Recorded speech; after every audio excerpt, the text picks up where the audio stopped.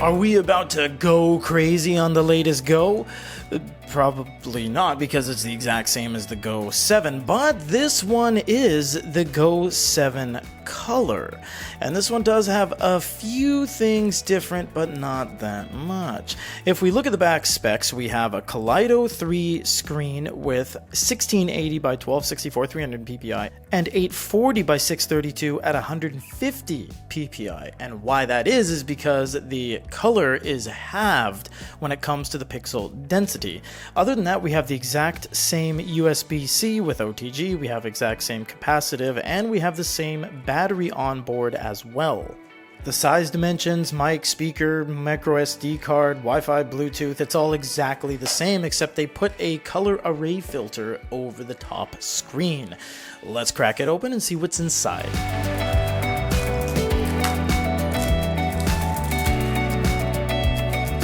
I do like this outer color they're using. It's almost like a orange sunset camel leather kind of thing. It's quite nice, honestly. The box on the inside here, this one looks pretty much identical to the GO7, which, I mean, it's economical to not switch up the units, but did they do a red backing? They didn't.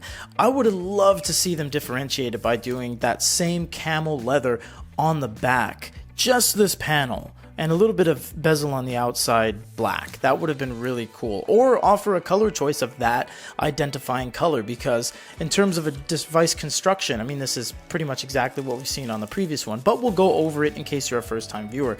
We have USB-C, and it is not C to C, it is C to full, so that's still cool. We have a SIM card removal tool. This is used for the SD card, and you have some documentation, some regulatory information, all that stuff, and this little tray here. So, what does the device feel like, look like? Well, let's check it out.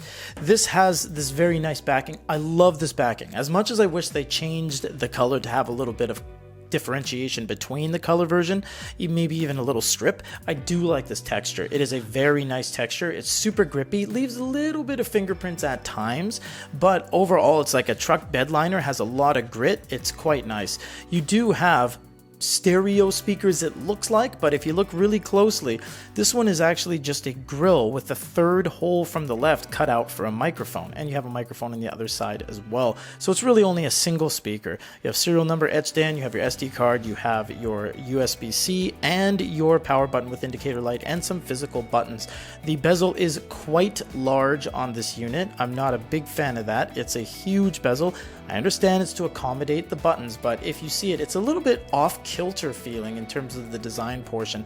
I'm sure if you hold it like this, it actually looks quite nice, but in its portrait mode, it's just a little bit overly asymmetrical, even though inherently it is asymmetrical. Let's do a first time boot up and see what is all going on.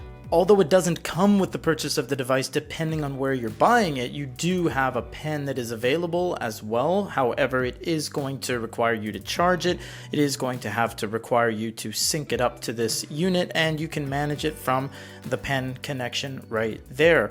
Although it doesn't actually stick to the side of the unit or anything like that, so it's just one of those things where it's, you know, a little bit of a step back for Onyx, but the operating system is pretty much business as usual. Everything is exactly the way it kind of should be. You do have some additional features here like AI, FreeMark, Navball, Kids Mode, etc. We'll get into what exactly is new during the full review, and of course you have what we showed you earlier, the quote-unquote SIM card removal tool, which gives you access to the SD card for additional storage. But basically that is it, everyone. This is everything that comes in the box with the brand new Go Color 7 Gen 2. If you guys have any questions, comments, or concerns, leave them down below and stay tuned for the full review.